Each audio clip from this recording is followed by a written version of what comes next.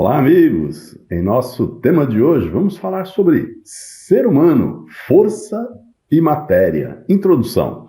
Estudar o passado é, de certo modo, procurar compreender melhor o próprio ser humano. A história nos revela o longo caminho percorrido pela humanidade, desde suas origens mais antigas até as formas complexas de vida social que conhecemos hoje. Mas essa investigação não é simples. Ela exige paciência, método e abertura diante de lacunas e interpretações, nem sempre coincidentes. Mesmo com os avanços da arqueologia, da genética e das análises digitais, muitos aspectos desse passado ainda permanecem envoltos em dúvidas e pedem novos esclarecimentos. Ainda assim, mesmo que um dia fosse possível reconstruir toda essa trajetória, restaria uma pergunta mais profunda: quem é, afinal, o ser humano? A história nos ajuda a compreender as circunstâncias em que os povos se formaram e se desenvolveram, porém, sozinha, não revela a essência da pessoa humana, nem explica plenamente a razão de sua existência. É nesse ponto que o estudo da espiritualidade, através dos ensinamentos do racionalismo cristão, amplia o horizonte da reflexão. Se a história mostra como a humanidade se formou, a espiritualidade ajuda a compreender a natureza do ser humano, seus atributos, suas potencialidades, a finalidade da existência e o sentido de sua passagem por este mundo de aprendizado. Não por acaso, Luís de Matos, embora demonstrasse vivo interesse pela história, pela geografia, pelas artes, pelas ciências e pela cultura dos povos, dedicou seus melhores esforços ao estudo do ser humano como uma realidade constituída de força e matéria, isto é, de espírito e corpo físico. Ele compreendeu que só o conhecimento dessa relação permite interpretar com maior profundidade as aspirações, os conflitos, os limites e as possibilidades da condição humana. Nessa reflexão, procuraremos demonstrar que compreender o ser humano de maneira integral favorece o desenvolvimento de suas potencialidades, fortalece a condução livre e consciente da própria vida e orienta seu aperfeiçoamento contínuo. Nessa caminhada, encontra-se uma das expressões mais elevadas da verdadeira felicidade: compreensão integral. Uma das principais contribuições do estudo da espiritualidade para o desenvolvimento intelectual e moral é mostrar que o ser humano só pode ser compreendido de modo adequado quando considerado em sua totalidade. Reduzi-lo apenas à matéria é ignorar a inteligência, a liberdade, a criatividade, a sociabilidade, a consciência e tantos outros atributos espirituais que dão sentido à vida humana. Vê-lo somente pela perspectiva espiritual, por outro lado, é desconsiderar sua condição física e as formas concretas pelas quais ele atua no mundo.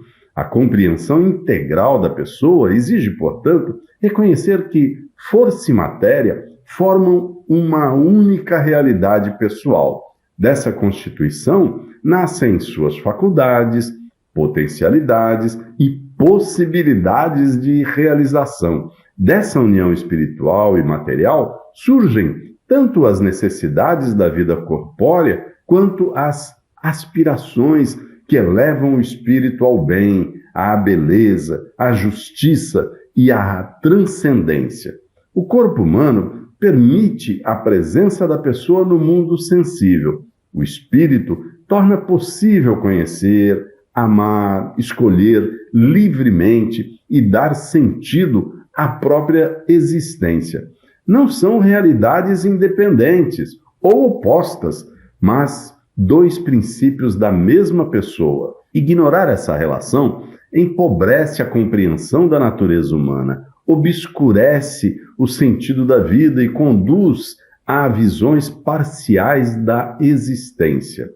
O autoconhecimento. Nenhuma transformação duradoura acontece sem o conhecimento de si mesmo. Quem desconhece a própria natureza dificilmente compreende por que pensa, deseja e decide de determinada maneira.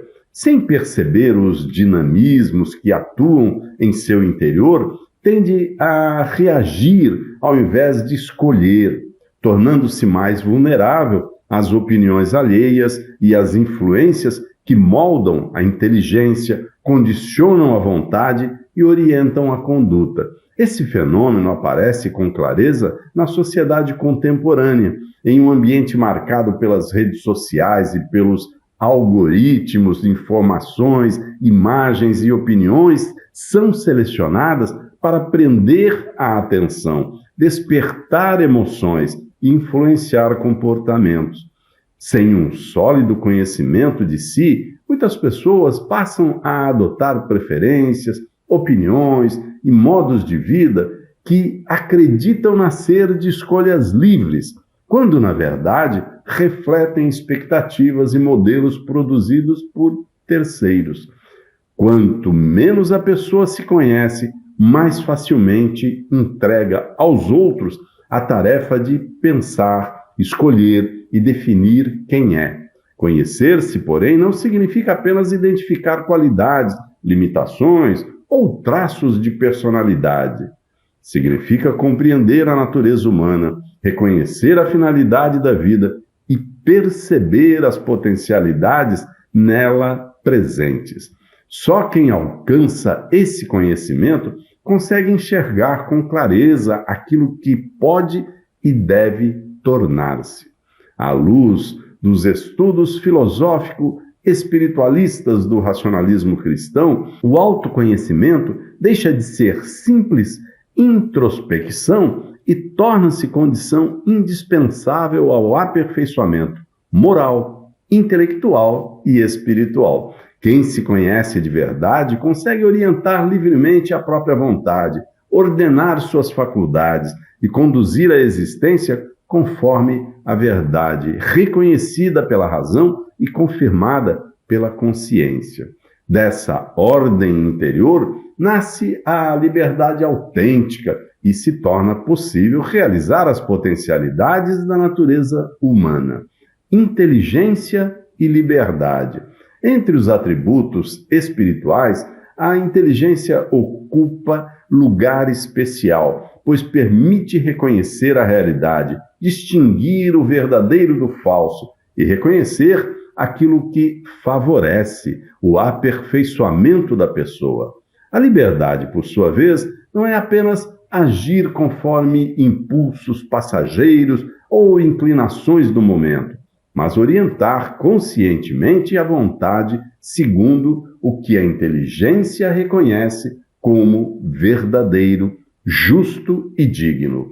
Quanto mais claro é esse discernimento, maior é a liberdade com que a pessoa conduz a própria existência. O esclarecimento espiritual não limita a liberdade.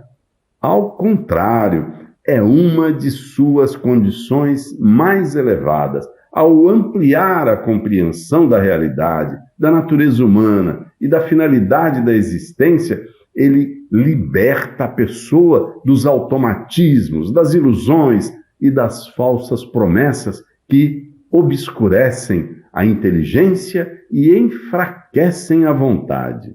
A inteligência esclarecida harmoniza pensamentos, sentimentos e decisões, permitindo que as demais faculdades atuem de acordo com a natureza humana e contribuam para o pleno desenvolvimento de suas potencialidades.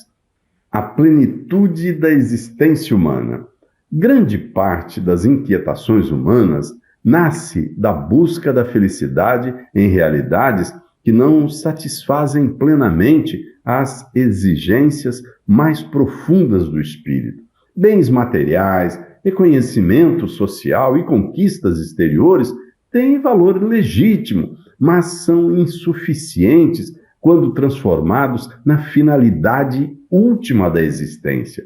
A experiência mostra que nenhuma satisfação apenas exterior preenche de forma permanente o anseio de plenitude próprio do espírito. A verdadeira felicidade nasce da realização harmoniosa da natureza humana. Ela se manifesta quando a inteligência se orienta para a verdade e a vontade adere livremente à prática do bem. Assim, viver bem não significa apenas alcançar objetivos exteriores, mas desenvolver plenamente os atributos próprios do ser humano. Conclusão: compreender o ser humano como uma realidade formada de força e matéria, isto é, de espírito e corpo humano, abre um horizonte mais amplo do que a simples reconstrução da história da humanidade. Reconhecer o percurso da civilização esclarece as circunstâncias de sua formação. Reconhecer a natureza humana esclarece o sentido da existência, a origem de suas aspirações mais elevadas e o caminho de seu aperfeiçoamento espiritual. Essa mudança de perspectiva transforma o conhecimento em sabedoria.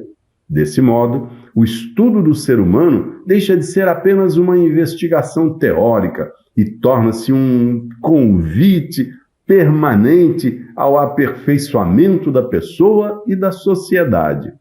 Cada avanço no conhecimento da natureza humana favorece escolhas mais livres, fortalece a inteligência, orienta a vontade e amplia a capacidade de viver segundo a justiça e o bem.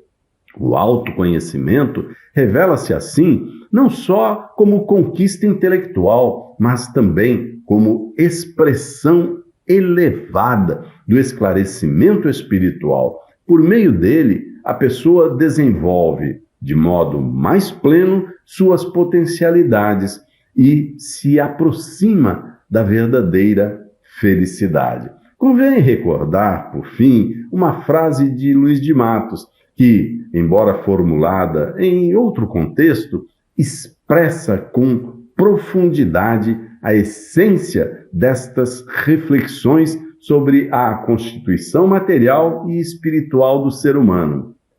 Só pode negar quem não sabe sentir, não sabe amar, não sabe respeitar a si próprio. Essa afirmação encerra uma verdade fecunda. Somente quem perde a capacidade de reconhecer a própria dignidade e a dignidade do semelhante consegue fechar os olhos à realidade espiritual que constitui, ilumina e eleva a existência humana. Muito obrigado.